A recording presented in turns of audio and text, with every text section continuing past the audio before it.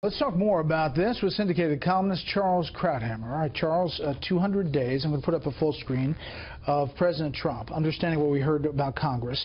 Illegal border crossing fell 64% in May. Arrests down 53% from last year.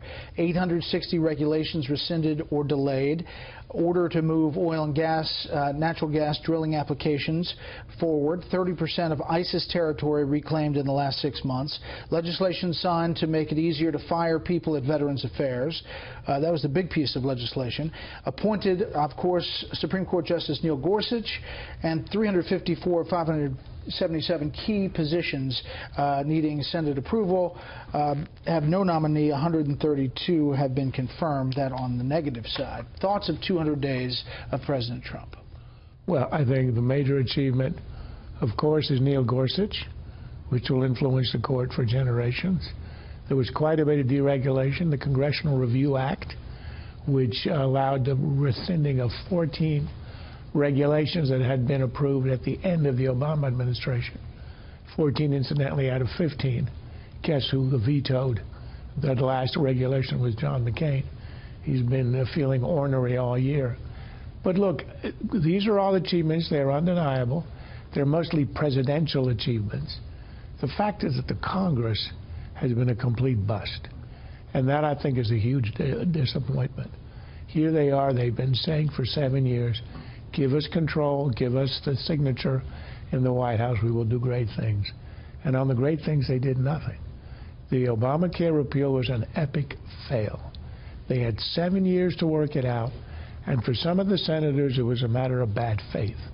When they had a vote to repeal, knowing that Obama wouldn't sign, they voted to repeal. When they had the same vote to repeal, knowing that President Trump would sign, they voted the other way.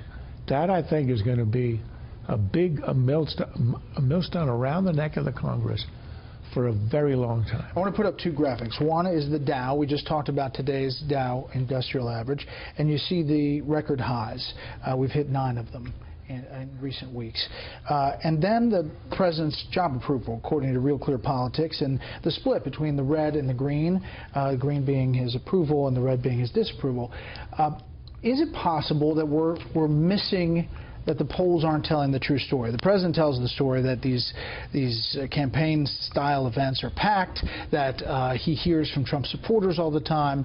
Like the election, is there a disconnect that the polls are not showing?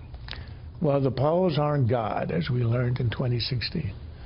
The fact that there's that great enthusiasm whenever the president goes out and campaigns, essentially, these rallies, I think speaks to a lot of things.